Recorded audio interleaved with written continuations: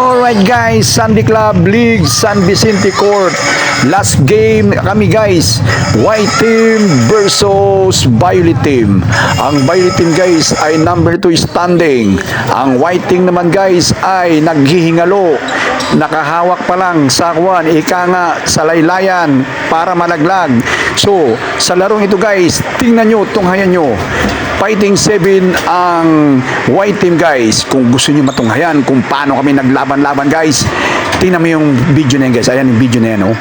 Yung video na yan guys ay matatagpuan nyo sa Redels TV YouTube channel. Ito guys ay iba naman tong liga na to.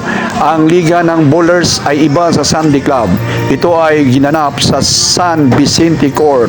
Kaya guys, tunghayan nyo na ang naturang video guys. At tunghayan nyo kung paano kami makipaglaban sa aming huling hininga sa liga. Kami ba'y malalaglag na o makakahawak pa kami sa laylayan para makapasok sa semis?